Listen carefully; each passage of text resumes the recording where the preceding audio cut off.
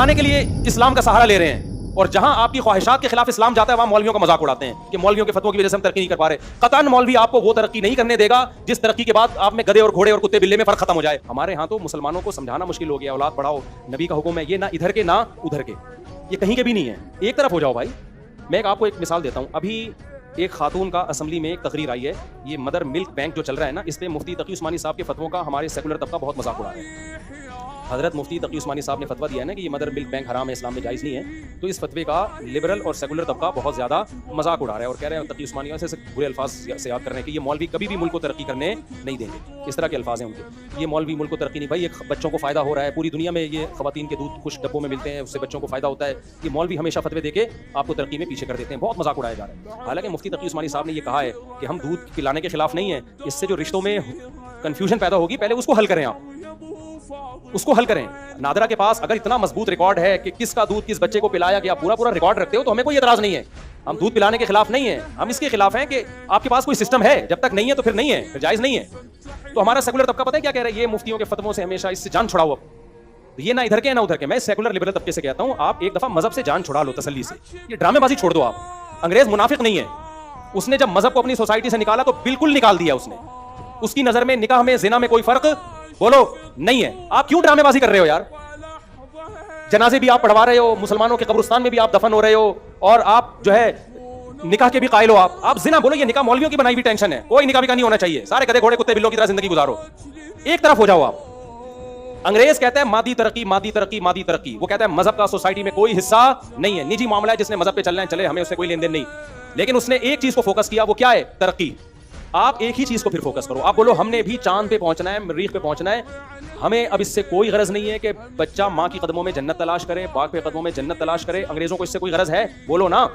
آپ بڈھے ہاؤس بناؤ اور اپنی اولادوں کو وصیت کرو، بیٹا 60 سال کا ہو جاؤں نا تو مجھے باپ نہیں سمجھنا. انگریز اپنے باپ کو باپ نہیں سمجھتا ہے، اس کی مرضی ہے، کچھ سمجھتے بھی ہیں لیکن اس کا آپشنل ہے، یہ سمجھے نہیں سمجھے، ماں سے محبت کرے نہیں کرے تو بیٹا اولڈ ہاؤس میں انگریزوں کی طرح مجھے جمع کرا دینا. پھر آپ بولو وراثت کچھ بھی نہیں ہے، کیونکہ وراثت تو مفتیوں کے فتوے ہیں جو قرآن سے دیکھ کے انہوں نے دیے ہیں.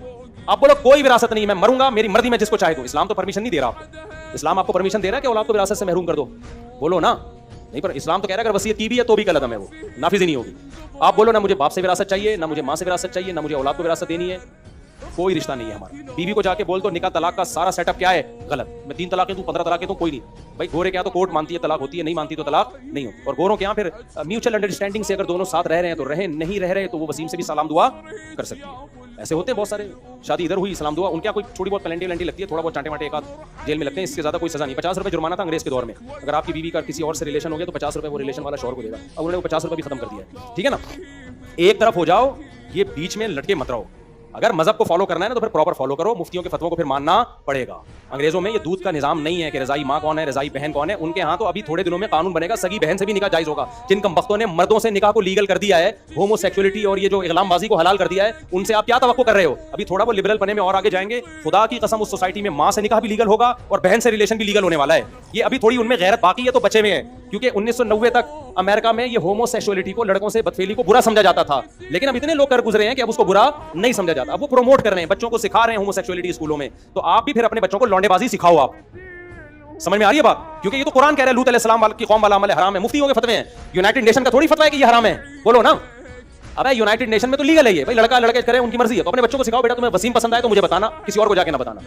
آپ پورے ڈیش بن جاؤ نا. آپ جا کے پیڑے کھانے کے لیے اسلام کا سہارا لے رہے ہیں، اور جہاں آپ کی خواہشات کے خلاف اسلام جاتا ہے وہاں مولویوں کا مذاق اڑاتے ہیں کہ مولویوں کے فتووں کی وجہ سے ہم ترقی نہیں کر پا رہے. قطعاً مولوی آپ کو وہ ترقی نہیں کرنے دے گا جس ترقی کے بعد آپ میں گدھے اور گھوڑے اور کتے بلے میں فرق ختم ہو جائے. ہم ایسی ترقی پہ 100 دفعہ لعنت بھیجتے ہیں. ہم چاند پہ نہ جائیں، زمین پہ بیٹھ کے باپ کا احترام کر لینا اور ماں کے قدموں میں جنت تلاش کر لیں. یہ اس چاند پہ جانے سے خدا کی قسم کروڑا گنا بہتر ہے، جس میں جا کے بھی شراب پیے، آنے کے بعد بھی شراب پیے، صبح شام لڑکیوں سے زنا کرے اور لڑکوں سے ہومو سیکسولیٹی کو پروموٹ کرے. اس سے بہتر ہے اپنی جھگی میں گندے نالے پہ بیٹھا رہتا اور ان اخلاقی برائیوں کو اپنی سوسائٹی میں نہیں آنے دیتا. وہ غریب اچھا ہے اس سے.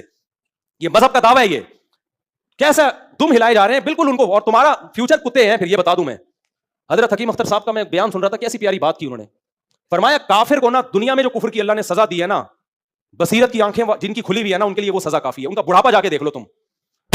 کافر کو دنیا میں اللہ نے سزا دی ہے، پتہ ہے آخرت کی سزا بعد میں ہے. ان کے گھروں کے اندر کو جا کے دیکھو تم، جتنے یہ گھروں کے باہر سے اچھے ہیں، خدا کی قسم گھروں کے اندر کی زندگی اتنی ہی بھیانک ہے. ان کی اتنی بھیانک زندگی ہے کافروں کی. آپ جا کے تو دیکھو اندر، نہ باپ کا کوئی احترام، نہ ماں کا، نہ بہنوں کا، کوئی رشتوں کی تمیز نہیں ہے. بس ویمن رائٹس کی بکواس کرتے رہیں گے سارا دن بیٹھ کے. کوئی احترام نہیں ہے، کچھ بھی نہیں ہے.